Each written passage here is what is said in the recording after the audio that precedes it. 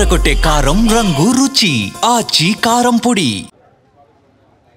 ఈ చిన్నపిల్లలిద్దరికీ కూడా సరిగ్గా మాటలు రావు. కానీ ఇప్పుడు వాళ్ళ వేదనంతా కూడా వాళ్ళ నాన్న బంగ్లాదేశ్లో కోస్ట్ గార్డ్కి అయితే చిక్కుపోయాడు. అతన్ని వెనక్కి తీసుకురావాలి. తల్లితో కలిసి అధికారులకి వీళ్ళైతే విన్నవించుకోవడానికి వచ్చినటువంటిది అయితే ఉంది. చిన్నపిల్లలు మాటలు కూడా అంటే వాళ్ళ నాన్న ఎక్కడికి వెళ్ళాడు, ఎక్కడ చిక్కుకుపోయాడు ఏంటని తెలియదు. మీ నాన్న ఎక్కడికి వెళ్ళాడు తెలుసా మనకు?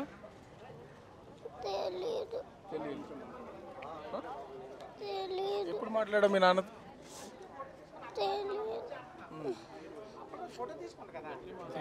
చిన్న పిల్లలు మాటలు కూడా చాలా రానటువంటి వాళ్ళు. కానీ వాళ్ళ తండ్రి ఎక్కడున్నాడు? ప్రస్తుతం సముద్రంలో వేటకి వెళ్ళాడు. గంగపుత్రులు వేటకి వెళ్తే తిరిగి వచ్చే వరకు కూడా దేనికి గ్యారంటీ లేనటువంటి బతుకులు ఒక విధంగా చెప్పాలంటే. మా ఎప్పుడు వెళ్ళారమ్మా వీళ్ళు వేటకి? ఎన్ని రోజులు అయిందమ్మా వెళ్ళి? సోమవారం నైట్ వెళ్ళారండి. నిన్న 2 గంటలకు తెలిసిందండి. అంటే ఇప్పటి వరకు అసలు మీరు మాట్లాడారా వేటకి వెళ్ళిన తర్వాత? వేటకి వెళ్ళిన నైట్ తెల్లవారు మంగళవారం మాట్లాడామండి. మరి ఫోన్లు అవ్వని చెప్పారండి. అప్పటి నుంచి మాకు ఫోన్లు అయ్యట్లేవండి. నిన్న సాయంకాలం 2 గంటలకు తెలిసిందండి. ఒకవేళ వెళ్తే ప్రతిసారి ఎప్పుడు వచ్చేస్తూ ఉంటారా అసలు? ఎన్ని రోజులు? మినిమం 20 రోజులు 25 రోజులకు ఎక్కువ రోజులు ఉండాలండి. 25 రోజుల్లోకి మాకు బోటింటికి వచ్చేస్తుందండి.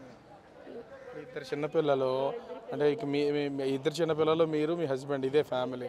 మరి అసలు వీళ్ళ పరిస్థితి ఏంటి, మీ పరిస్థితి ఏంటి? మరి అదే కదా ఇప్పుడు భయం వేస్తుంది. అక్కడికి వెళ్ళని చిన్నపిల్లలతో పట్టుకొని నేనేం చేయాలన్నట్టుగా ఉందండి. మరి అసలు రోజు గడవడం ఎట్లా?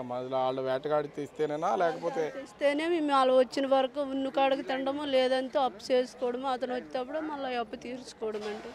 అది అసలు అంటే మీకు ఎన్ని గంటలకు చెప్పారు వీళ్ళు రాలేదని? 2 గంటలకు చెప్పారండి. దొక్కిపోయారు, బోర్డు దొక్కిపోయిందని అనేసి మధ్యాహ్నం 2 గంటలకు తెలిసిందండి. మేము ఏడుచుకొని అక్కడ ఓనర్ కాడికి వచ్చామండి.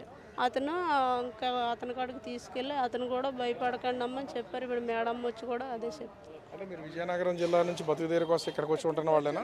మా ఇంటి అద్దెలు, పిల్లల ఫీజులు, మా బతకడం కోసం వచ్చామండి. మా ఫీజులు కట్టుకొని పిల్లలకి మా బతకాలండి. మినిమం 7,000 8,000 అద్దెలండి. ఇల్లు అద్దెలకి తీసుకొని బతకాలండి. ఇక్కడ మాకు వెనక ముందు ఎవరు లేరండి. అతను తెస్తేనే తిన్నట్టు, లేకపోతే లేదండి. అది వెళ్ళదు. మేము కూడా మా మామ కూడా కష్టపడిన వాళ్ళము కాదు. ఆ బాధ ఇమ్మని బతకవలసిన వాళ్ళమి మేమీని. ఆ తమ్ముడు ఒక్కడే, ఆ తమ్ముడు 2 అక్క చెల్లెళ్ళు. మా మగింటికి పోని వాళ్ళు మమ్మల్ని లేటు చూస్తాము.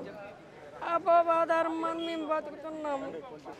ఇక్కడ మొత్తం ఒక్కొక్క ఫ్యామిలీది ఒక్కొక్క బ్యాక్గ్రౌండ్. కనీసం సంపాదించి తెస్తే తప్ప బతకలేనటువంటి వాళ్ళు పిల్లలు ఇద్దరు మనం చూసాం కదా. ఈ చిన్న పిల్లలు ఇద్దరు కూడా ఇప్పుడు తండ్రి కోసం, చిన్నపిల్లలు ఉన్నారు, ప్రెగ్నెంట్ లేడీ ఇందులో ఉన్నటువంటి వాళ్ళు ఉన్నారు, వాళ్ళ కుటుంబ సభ్యులు ప్రస్తుతం అయితే వీళ్ళ కోసం ఎదురు చూస్తున్నటువంటిది అయితే ఉంది. మొత్తం 8 కుటుంబాలకు సంబంధించినటువంటి భార్య, పిల్లలు, తల్లిదండ్రులు అందరూ కూడా చిక్కుకుపోయినటువంటి వాళ్ళని తిరిగి ప్రభుత్వం త్వరగా రప్పించాలి, లేకపోతే మా కుటుంబాలు చిన్నభిన్నమైపోతాయి, ఎక్కడి నుంచో బతకడానికి విశాఖ వచ్చామని చెప్తున్నటువంటి పరిస్థితి అయితే ఉంది. మొత్తానికి ఆ కుటుంబాలన్నీ కూడా ప్రస్తుతం వాళ్ళ బంగ్లాదేశ్లో చిక్కుకుపోయినటువంటి వాళ్ళు ఎప్పుడు తిరిగి వస్తారు, ఎంత సమయం పడుతుంది, అధికారులు ఏం చెప్తారనే దానికోసం ఎదురు చూస్తున్నటువంటి పరిస్థితి కనిపిస్తుంది. కెమెరామెన్ అజయ్తో రాజు, బిగ్ టీవీ, విశాఖపట్నం.